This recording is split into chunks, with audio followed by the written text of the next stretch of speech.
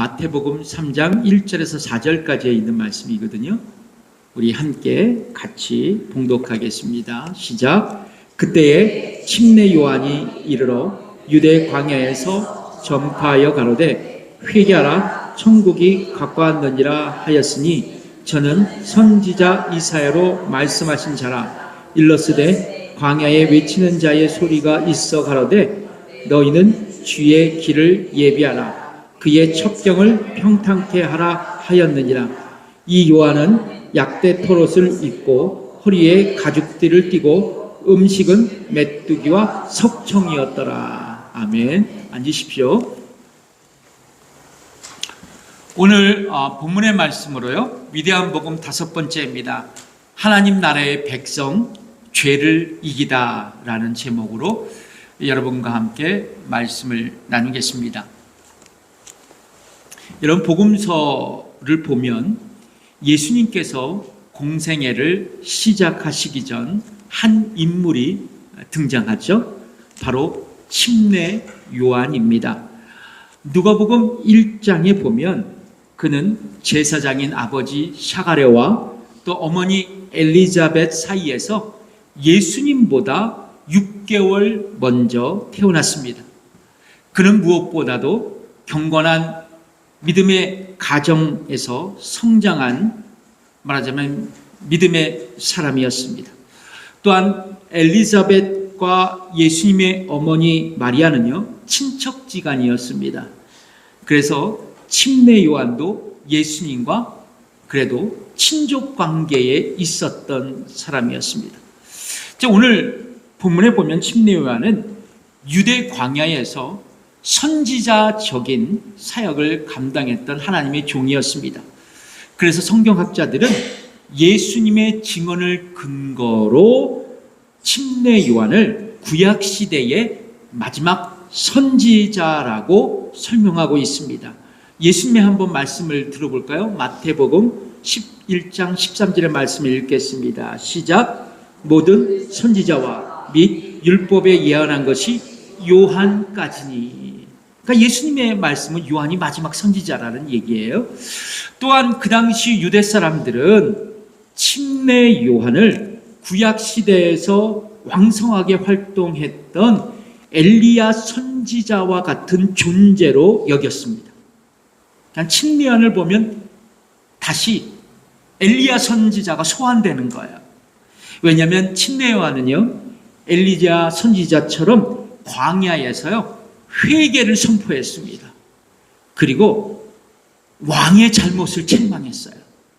또한 엘리야처럼 가죽띠를 띠고 광야에서 말씀을 가르쳤습니다. 자, 침례 요한이 활동했던 지역은요, 유대 광야 그리고 요단강 주변이었습니다. 특별히 여러분, 유대 광야는요 높은 산지예요. 그리고 사막성 기후입니다. 때문에 사람들이 살아가기가 매우 척박한 자연 환경을 가진 땅이었어요. 성경을 보면 광야는요, 이스라엘 역사에서 중요한 영적인 장소예요. 왜냐하면요, 이스라엘 백성은 광야에서 여호와 하나님을 경험했고요, 그리고 그분의 말씀을 받고 율법이 그들에게 주어졌기 때문이었어요. 그래서 구약의 선지자들은 종종 광야로 나가서 하나님을 만나고 그곳에서 하나님의 말씀을 받고 그 말씀을 받은 것을 이스라엘 백성들에게 가르치곤 했습니다. 자, 근데 흥미로운 것은 침례 요한 역시 광야에 나갔어요. 그리고 그곳에서 말씀을 연구하고 묵상하면서, 그리고 주의 음성을 듣고 말씀을 선포하면서 주의 길을 준비하는 자, 예비하는 자로 하나님 앞에 부름받은 종이었습니다. 성경은 이렇게 그에 대해 말씀하고 있습니다. 마태복음 3장 3절의 말씀인데요, 오늘 본문의 말씀이죠. 읽어보겠습니다. 시작. 저는 선지자 이사야로 말씀하신 자라. 일러스되 광야에 외치는 자의 소리가 있어 가로되 너희는 주의 길을 예비하라. 그의 첩경을 평탄케 하라 하였느니라. 그렇습니다. 여러분, 침례 요한은 사람들이 구원자이신 예수님을 영접할 수 있도록 준비시켰던 하나님의 종이었어요. 자, 그렇다면 그런 어떤 메시지를 사람들에게 선포했을까요? 어떤 메시지를 사람들에게 가르쳤을까요? 오늘 본문 마태복음 3장 2절의 말씀이죠. 같이 읽어보겠습니다. 시작. 회개하라, 천국이 가까웠느니라 하였으니. 여러분, 침례요한이 선포한 메시지는 뭐예요? 회개입니다. 회개예요. 성경에 보면 회개에 대한 두 가지의 개념이 있어요. 오늘 말씀 굉장히 중요하니까 잘 들어보세요. 회개가 두 가지의 개념이 있다는 거예요. 첫 번째는 뭐냐면요, 구원을 위한 참된 회심이에요.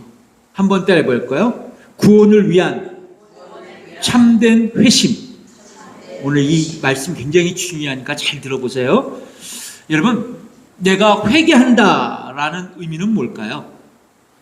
단순히 내가 반성하고 내가 성찰하고 그리고 잘못을 뉘우치고 마음을 돌이킨다라는 뜻도 있지만 이 뜻만은 아니라는 거예요. 회개하다라는 헬라어 동사가 있습니다. 메타노에오라는 단어예요. 메타노에오. 이 단어의 의미는 죄로부터 돌이켜 하나님께로 향하는 겁니다. 회개가 뭐예요? 읽어보겠습니다. 시작. 죄로부터 돌이켜 하나님께로 향하는 것. 이게 회개예요. 여러분, 우리는 창세기를 통해서 저와 여러분이 어떻게 죄인이 되었는가를 이미 우리는 배웠습니다. 여러분, 죄라는 단어의 헬라어가 하마르티아라는 단어예요. 하마르티아. 이 단어의 의미는 뭐냐면 궁수가요, 활을 쏘았을 때 관역을 맞히지 못하고 화살이 빗나가는 상태를 뜻하는 단어입니다. 관역을 맞추지 못한다는 뜻이에요. 그러니까 죄는 하나님이 정하신 관역을 빗나가는 거예요. 이해하십니까?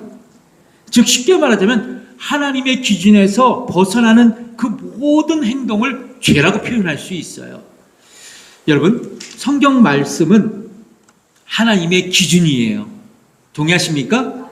하나님의 잣대거든요. 그래서 성경을 헬라어로 캐논, 보세요. 예. 집사님, 요거 줄친 데만 꽂고 이렇게 빨리빨리 넘겨주세요. 예. 그래서 성경을 캐논이라고 헬라어를 그래요. 이 캐논의 의미는 기준이라는 뜻이에요.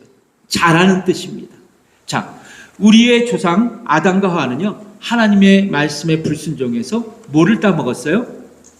선악과를 먹었죠. 이 얘기를 하면 아담과 하와는 하나님의 말씀에, 하나님의 기준에, 하나님의 잣대에 불순종해서 죄를 지었던 거예요. 하나님께서 정한 관역을 제대로 맞추지 못했다는 겁니다. 그 죄가, 그 아담과 하와의 그 죄가 우리에게 전가되었어요. 그리고 우리는 죄인이 되었고 우리에게 영원한 사망이 찾아왔습니다. 그 로마서 5장 12절의 말씀이죠. 다시 한번 읽어볼게요. 내가 왜 죄인이 되었는가를 설명해 주는 말씀이에요. 읽어보겠습니다. 시작. 이러므로 한 사람으로 말미암아 죄가 세상에 들어오고 죄로 말미암아 사망이 왔나니 이와 같이 모든 사람이 죄를 지었으므로 사망이 모든 사람에게 이르렀느니라. 그렇습니다. 아담과 하와는요, 그들의 범죄는 참혹한 결과를 초래했습니다. 그들이 죄인이 되어서 에덴 동산에서 퇴출당했고 하나님과의 아름다운 교제가 끊어졌고 결과적으로 모든 인간은 아담과 하와와 마찬가지로 죄인이 되어서 하나님과 분리되었고 그분께로 갈 수 없는 불행한 존재가 되었어요. 그 영원한 사망이 우리에게 찾아왔습니다. 그런데요, 죄인된 저와 여러분이 하나님께로 다시 나아가기에 뭐가 필요할까요? 그림을 보시면 바로 예수님의 십자가의 은혜가 저와 여러분에게 필요하다는 거예요. 생명의 다리가 필요하다는 것입니다. 왜냐하면 하나님께로 나아갈 수 있는 유일한 방법은 오직 예수 그리스도의 십자가이기 때문에 그래요. 그래서 여러분, 유명한 말씀이잖아요. 요한복음 14장 6절의 말씀 그림 보면서 한번 같이 읽어볼게요. 시작. 예수께서 가라사대 내가 곧 길이요 진리요 생명이 나로 말미암지 않고는 아버지께로 올 자가 없느니라. 그러니까 하나님께로 나아가는 유일한 방법은 뭐예요? 예수님 뭐라고 말씀합니까? 내가 하나님 아버지께로 나아가는 유일한 길이라고 말씀하고 있어요. 이 지점에서 중요한 것이 있습니다. 여러분 잘 들어보세요. 저와 여러분이 예수 그리스도를 붙들고 하나님 아버지께로 나아가기 위해서는 뭐가 있어야 되냐면 두 가지가 있어야 됩니다. 회개와 믿음이 있어야 돼요. 한번 따라해 볼까요? 회개, 믿음. 방금 전에도 말씀드렸지만 회개는 뭐라 그랬어요? 회개가 뭐예요? 그새 까먹으셨습니까? 죄로부터 돌이켜서 하나님께로 어떻게 하는 것? 향하는 것입니다.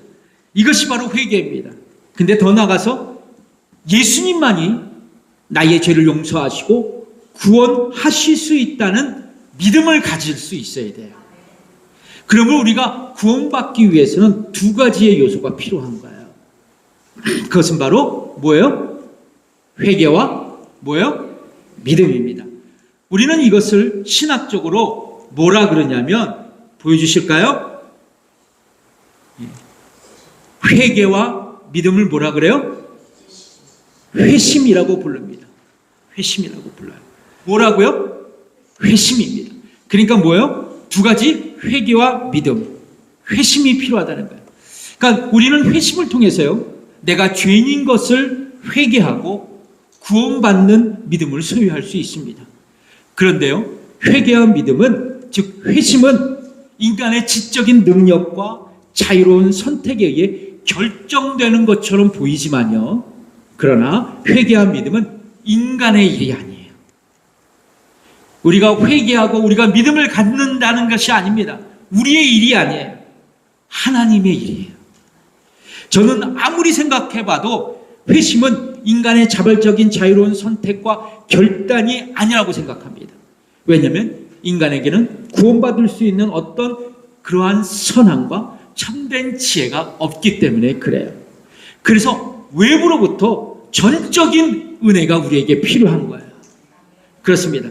성령 하나님께서요, 저 여러분들, 죄인된 저와 여러분들의 죽었던 영을 거듭나게 하셔서 중생케 하셔서 우리의 생각, 우리의 마음, 우리의 의지를 변화시켜 주셔서 내가 죄인인 것을 깨닫게 해주시고 죄에 대해서 애통하게 하시고 죄에 대해서 단념하게 하시고 내가 죄인이고 나에게 구원이 필요하며 예수 그리스도만 나의 죄를 용서하시고 나를 구원하실 수 있다는 구원받는 믿음을 갖게 하신 거예요.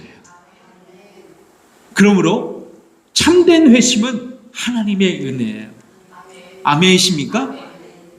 여러분 그림 한번 볼까요? 이제 자, 한 사람이 죄라는 무거운 짐을 지고 갑니다. 그런데요, 그가 매달고 있는 죄로부터 벗어나서 예수님께로 나아가려면 죄로부터 돌이켜야 돼요. 죄에서 돌이켜 예수님께 나아가기에 뭐가 필요해요? 밑에 회개와 믿음, 회심이 필요한 거예요. 그러면 여러분, 구원받은 성도들은 반드시 이 회심의 과정을, 그 경험을 거쳐야 합니다. 근데 중요한 거 이거예요. 여러분 묻겠습니다. 여러분은 회심을 경험하셨습니까? 아멘이십니까? 회심을 경험하셨어요? 자 보세요. 내가 죄인인 것을 인정하고 죄인인 나를 구원하실 분이 오직 예수님 뿐임을 믿고 확신하고 있었냐는 것이에요. 아멘이십니까? 여러분 이 질문은 우리에게도 너무나도 중요한 거예요. 왜냐하면 저와 여러분은 무한한 존재가 아니라 유한한 인생을 살아가기 때문에 그래요. 저와 여러분은 언젠가는 죽음을 맞이하게 돼요. 그리고 천국과 지옥의 갈림길에 딱 서게 됩니다. 우리의 마지막 순간 참된 회심의 경험은 우리의 영원한 삶을 결정하게 됩니다. 그런데요, 만약 아직 이러한 회심의 경험이 없다면 우리는 영원한 천국의 소망을 가질 수 없어요. 여러분, 우리는 건강하고 행복한 미래의 나의 삶, 또 안정한 그 안정스러운 노년을 위해 준비하죠, 미리. 그러나 정작 영원한 삶을 위한 영적 준비는 소홀한 것 같아요. 준비하지 않는다는 거지. 여러분의 인생의 마지막이 될 그 시간에 영원한 천국을 맞이할 준비를 해야 해요. 그림을 보시면 미국 제34대 대통령이죠. 아이젠하워 대통령이 마지막 임종 순간을 앞두고 병원에 입원했을 때 빌리 그리엄 목사님이 병원을 방문하였습니다. 30분 면회 시간이 주어졌고 시간이 다 돼서 목사님이 자리에서 일어나고 했을 때 일어나자 아이젠하워 대통령은 목사님 조금만 더 계세요. 빌리 그리엄 목사님이 물었습니다. 대통령님 더 하실 말씀이 있으십니까? 그러자 아이젠하워 대통령이 이렇게 말했다 그래요. 하나님을 어떻게 만나야 할지 저에게는 확신이 없습니다. 도와주십시오. 저에게 마지막 부탁이고 소원입니다. 그러자 빌리 그리엄 목사님은 성경책을 꺼내놓고 어떻게 죄사함을 받는 것인지, 어떻게 하나님의 자녀가 될 수 있는지에 대해서 진지하게 설명해 주었다고 해요. 구원은 자신의 공로나 선행으로 얻어지는 것이 아니라고, 자신의 어떤 노력으로도 죄의 문제를 해결할 수 없기 때문에 하나님께서 독생자 예수님을 이 땅에 보내셨다고, 이제 자신의 죄를 회개하고 예수 그리스도를 나의 구주와 주님으로 영접하는 순간 당신은 하나님의 자녀가 될 수 있다고 말입니다. 빌리 그리엄 목사님의 인대로 아이젠하워 대통령은 예수 그리스도를 구주와 주님으로 영접했습니다. 그리고 목사님이 영접 기도를 마쳤을 때 아이젠하워 대통령은 마지막 이런 유언을 남겼대요. 목사님 감사합니다. 나는 이제 준비되었습니다. 나는 이제 준비되었습니다. 저는 우리 교회 모든 성도들이 이런 회심의 과정을 통해 모두가 예수님을 믿고 천국 백성이 되기를 바랍니다. 그래서 마지막 인생의 순간 두려움이 아니라 담대한 확신으로 이렇게 고백할 수 있기를 바라요. 나는 이제 준비되었습니다. I am now ready. 나는 이제 준비되었습니다. 우리 옆분과 인사하겠습니다. 나는 이제 준비되었습니다. 아멘. 여러분, 성경에 보면 회개에 대한 두 가지의 개념이 있다 그랬죠. 첫 번째는 뭐예요? 구원을 위한 참된 회심입니다. 우리는 회심의 경험이 다 있어야 돼요. 자, 그런데 두 번째 어떤 개념이 있냐면 거룩한 삶을 위한 회개가 있어요. 여러분, 구원에 이른 회심한 신자들은 거룩한 삶을 살아가기에 날마다 계속적인 회개의 삶이 필요합니다. 왜냐하면 회심을 경험한 그리스도인이라 할지라도 여전히 죄의 성향을 가지고 살아가서 연약한 존재로 날마다 죄를 범하고 있기 때문입니다. 그래서 그림에 보시면 교부 터틀리아는 회개의 중요성을 강조하면서 이런 얘기를 했어요. 나는 단지 회개를 위해 태어났다고 말입니다. 얼마나 이 유명한 목사님도 기독교를 변증한 학자도 나는 날마다 회개한다라고 겸손히 주 앞에 나갔었던 자였다라는 것이죠. 오늘 본문에서 침례 요한은 회개하라고 선포하면서 천국이 가까웠다고 말씀하죠. 천국이 가까웠다. 여러분, 천국이 가까웠다라는 것은 뭐냐면 하나님의 통치가 이미 시작됐다는 거예요. 즉 침례 요한은 오랫동안 기다려온 하나님의 나라가 이제 메시아이신 예수 그리스도를 통해서 이 땅에 임하기 시작했다고 선포하고 있는 겁니다. 그래서 침례 요한은 하나님 나라에 속한 백성으로서 죄악된 삶을 돌이키고 회개할 것을 사람들에게 선포하고 있는 것입니다. 여러분, 우리는 예수 그리스도를 믿고 구원받은 이후 이미 하나님의 나라 가운데 우리가 살아가고 있어요. 따라서 우리는 이 땅에서 하나님 나라 백성답게 살아가야 할 거룩한 책임과 부르심을 가지고 있습니다. 그러나 우리의 현실은 어떻습니까? 우리는 너무나도 자주 하나님 나라 백성다운 삶을 살아내지 못하고 있어요. 거듭난 신자로서 마땅히 나타나야 할 선한 영향력을 충분히 드러내지 못하고 있다는 것이죠. 그래서 우리는 우리에게 하나님의 나라가 이미 임했지만 죄악에 긴장된 이 땅 가운데 살아가고 있는 거예요. 이와 관련해서 말씀이요, 요한 1서에 기록되어 있습니다. 한번 여러분 이 말씀 한번 우리가 한번 묵상해 보죠. 요한 1서 3장 6절의 말씀을 읽어보겠습니다. 시작. 그 안에 거하는 자마다 범죄하지 아니하나니 범죄하는 자마다 그를 보지 못하였고 그를 알지도 못하였느니라. 여러분 이 구절을 잘 보시면 그 안에 거하는 자마다 범죄하지 않는다라고 말씀하고 있어요. 그러니까 예수 그리스도를 믿는 신자들은 결코 죄를 범할 수 있다 없다? 없다죠. 근데 이게 사실일까요? 여러분 우리는 죄를 짓지 않고 살아가고 있나요? 저와 여러분이 그렇게 자신하고 계십니까? 그렇지 않는다는 것입니다. 자수하여 광명 찾으셨습니다. 아니요. 예, 맞습니다. 우리는 하루에도 몇 번씩 죄를 짓고 살아갑니다. 그래서 사도 요한은 예수 믿는 우리를 향해서 요한일서 2장 1절에 이 말씀을 하고 있거든요. 같이 읽어보겠습니다. 시작. 나의 자녀들아 내가 이것을 너희에게 쓰면 너희로 죄를 범치 않게 하려 함이라. 사도 요한은 믿지 않는 사람들의 범죄를 예방하기 위해서 요한일서를 쓴 것이 아니라 나의 자녀들, 즉 믿음의 사람들의 범죄를 예방하기 위해서 이 서신서를 기록하고 있다고 말씀하고 있는 거예요. 여러분 요한일서 3장 6절의 말씀은 성경학자들의 논란이 많은 구절입니다. 해석에 대해서. 그리고 대부분 성경학자들은 이 구절을 헬라 동사의 시제 문법으로 이 어려운 이 구절의 문제를 해결해요. 자, 요한일서 3장 6절에 뭐 어떤 단어가 나오냐면 범죄하다가 두 번이 나옵니다. 자, 근데 이 범죄하다라는 동사의 헬라어가요, 하마르타네이라는 단어가 쓰여져 있어요. 하마르타네이. 근데 이 헬라어 동사에 문법적 기능이 있거든요. 현재 시제인데요. 현재 시대의 문법적인 용법은 뭐냐면 습관적이고 지속적인 용법이 있어요. 그러니까 이 얘기는 뭐냐면 범죄하다라는 의미는 습관적으로 반복적으로 죄 짓는 것을 의미해요. 그러니까 여러분 그 안에 거하는 자, 예수 그리스도와 지속된 관계를 갖고 있는 자, 즉 하나님의 자녀들은 일시적인 죄는 질 수 있습니다. 그렇죠? 그러나 반복적이고 습관적인 죄는 짓지 말아야 된다는 게 성경의 가르침입니다.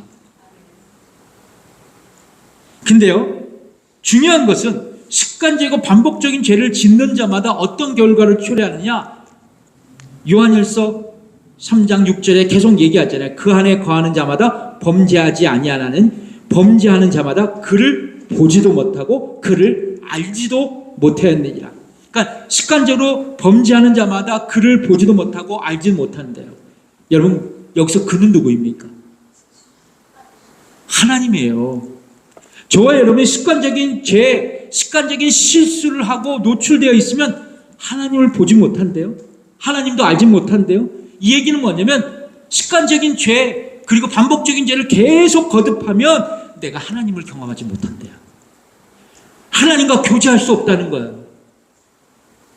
여러분 반복적인 죄에 거하면요 진정한 하나님의 교제가 없어져요.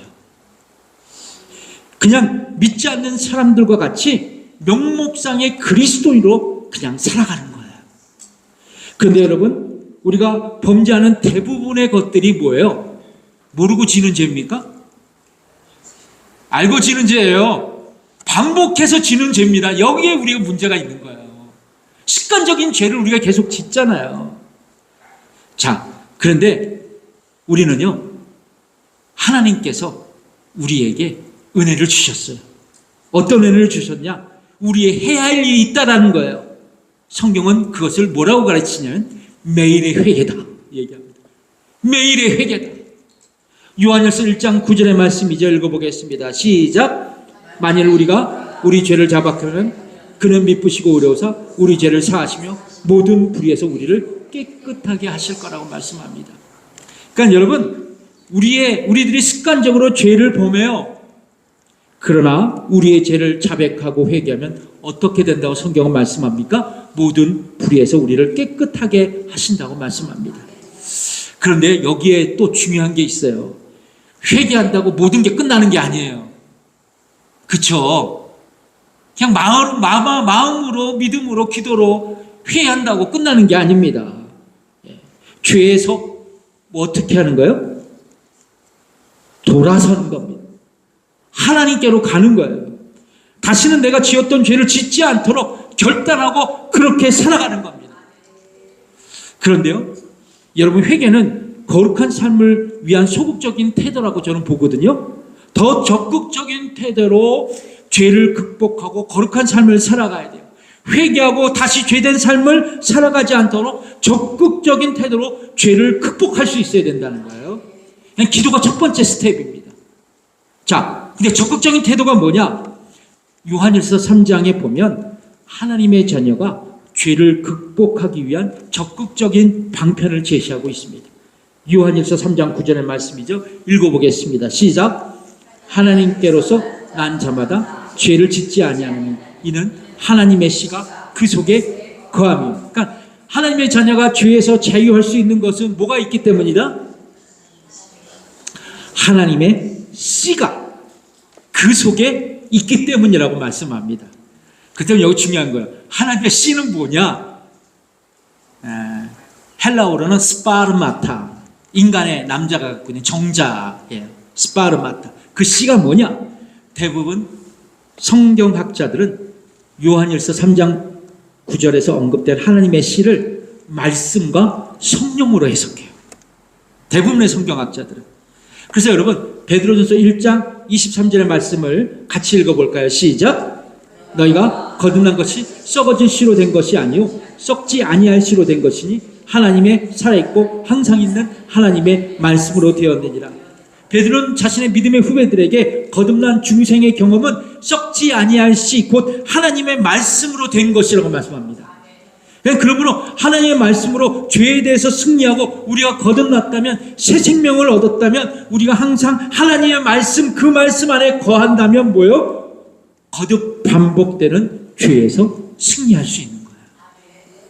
그러니까 여러분, 말씀에 붙들리면 자연히 죄에서 멀어지게 되는 겁니다. 말씀이 나를 가르치고 말씀대로 내가 행하기 때문에 그래요. 그런데 여러분, 우리가 하나님의 말씀에 붙들려서 죄에 대해서 승리하기 위해 가장 좋은 방법이 있어요. 말씀을 붙들면서 우리가 죄에서 승리할 수 있는 가장 좋은 방법, 그게 성경 암송이에요. 이게 굉장히 중요한 겁니다. 성경 암송. 성경 암송 그러니까 벌써 머리부터 지끈하시죠?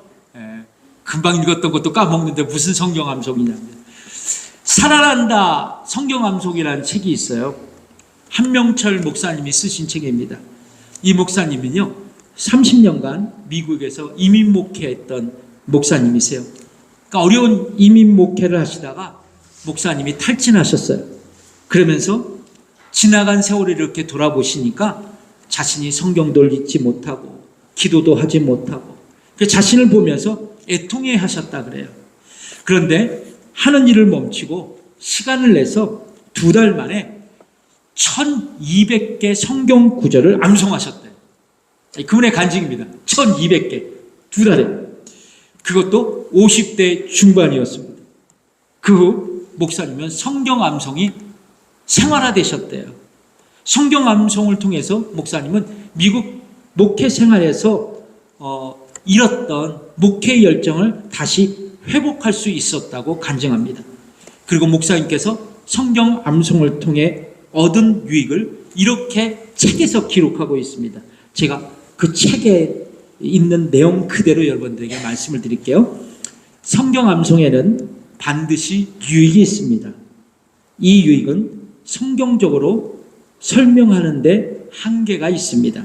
백문이 불여일견이라는 말처럼 구체적인 체험을 해야 비로소 성경을 암송하는 것이 얼마나 힘이 있는지 알 수 있습니다.